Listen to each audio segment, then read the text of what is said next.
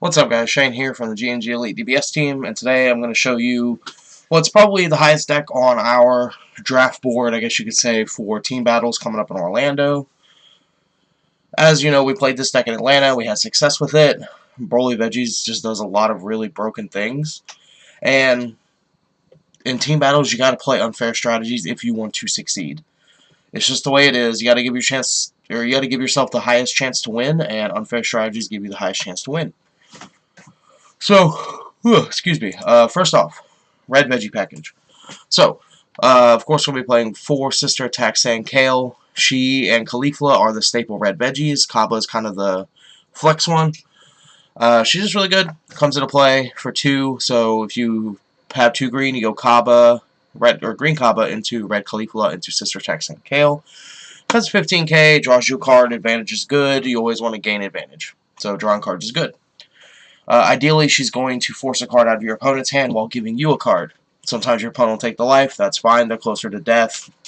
This is just as good. 2 of the red Kaba, Impeccable Super Saiyan Kaba. Before we had him at 4, felt too clunky to me, drawing too many red cards. So he's going to come down to 2, just so we do have a higher chance of seeing something off of Caulifla, but not to the point where we're flooding our hand. So hopefully 2 seems about good.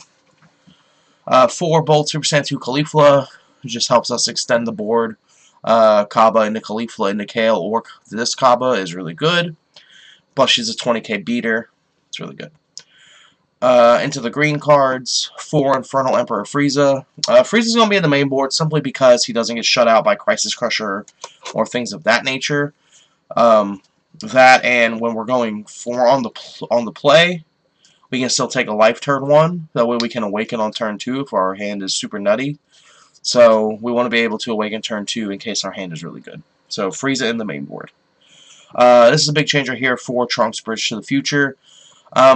He's a turn 1 play where we can go dig for Kaba if we don't have Kaba. Or turn 2 if we don't have Kaba, we can still dig for Kaba in general. And we want to be able to dig for Kaba. Kaba makes the whole deck go live. Without Kaba, the deck just doesn't work. So you have to find your Kabas. Then, of course, 4 Santimor Kaba, because he makes the deck. Look at top 10, put a Caulifla into play, or put a Kale in your hand. So you get green Caulifla, take a life, or red Caulifla, who's going to also search the top 7 for a red U6 Saiyan. So you're going to get Kaba or Kale, which is going to make your board really huge.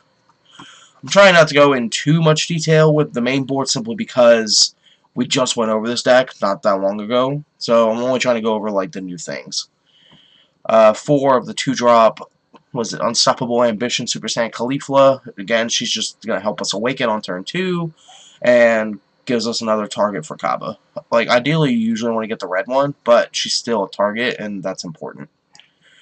We did drop Terror Scythe down to 3, simply to make room for Trunks Bridge to the Future.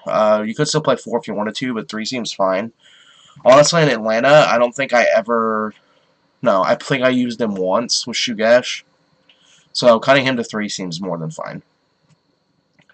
4 Hidden Awakening Kale, simply because she's probably your main beater in the deck outside Power Overseeing Time. And she does draw you cards while nuking the board. The card does a lot of things. Like, sure, for a 4-drop nowadays, she's a little underpowered.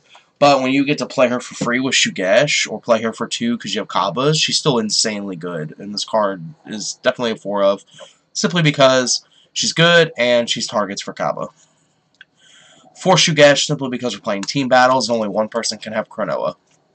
I like those odds, where, 67% of the time, I don't have to worry about running into Cronoa, and I'll take those. Because the deck doesn't need Shugesh.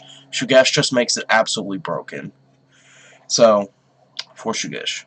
It's going to put all these Saiyans into play, basically. 3 Explosive Spirit Son Goku in the main board, simply because most deck's threats don't have barrier. So that's going to be our main defense against some of these degenerate OTK decks. 2 Trunks Power Overseeing Time.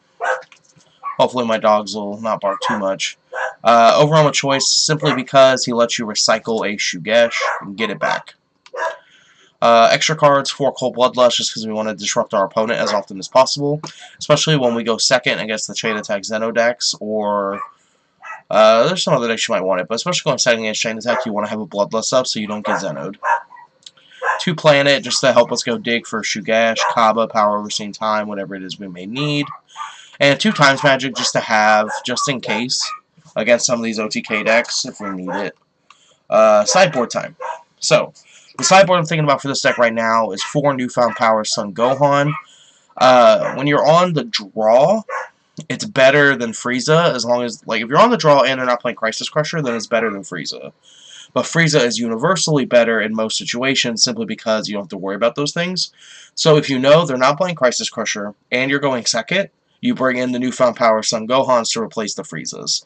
It'll just give you crit pressure and still give you the Awaken abilities that you want. 2 more times magic just in case for these degenerate OTK decks.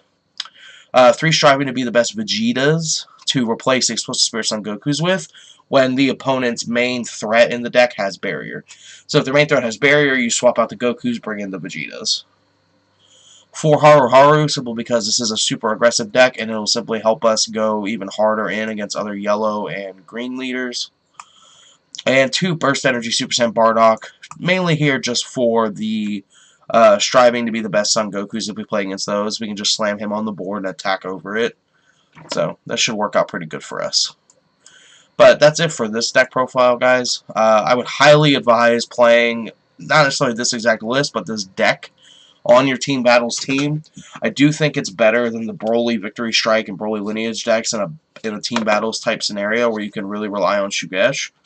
Especially if you trust your teammates to get the Ws when you do run into Cronoa. So, if you have faith in your teammates, and yeah, you should play this deck. Deck's really good. I do think that, like, the sideboard, with us being limited to, like, you know, we can't play cards our teammates are playing, it does open up the sideboard to just tweak for matchups, as opposed to, like, needing specific, like, counters. So, the big thing here also that helps, like, you want to play this deck in a Team Battles type situation is the fact that this deck doesn't really want to play any of the Silver Bullet Black cards. It doesn't want to play Kami, it doesn't want to play Cronoa, it doesn't want to play Crisis Crusher, it doesn't want to play Dende or any of that, so that frees up all those cards to your teammates. And most of the cards in this deck are so old that it doesn't really fight with other decks. Like, what in here does Shenron Gogeta, a Chain Attack Zeno deck, any Shenron deck really in general? Like, what cards in here do they want? Like, sure, if you want to play Shenron Veggies, you can't play that, but other than that, the deck doesn't share a lot with other archetypes, and it really frees up your other 2 teammates to play other really good strategies. Like, it's very easy to play this deck with even blue-yellow Shenron Gogeta and a Chain Attack Zeno deck. And it just really frees up your teammates, and that's why I think this is probably the #1 deck to play in Team Battles. So, that's going to be it for this video, guys. Hopefully, this gave y'all some insight and helped y'all for Team Battles, and whether you're playing in Toronto or Orlando. I don't know how well this deck's going to do once Set 6 is legal. Technically, Set 6 will be legal for Orlando, even though I think that's a huge mistake. It kind of makes it feel a little pay to win because the vast majority of us have 0 access to Set 6 a week before it's released, especially when we're traveling during pre-release days.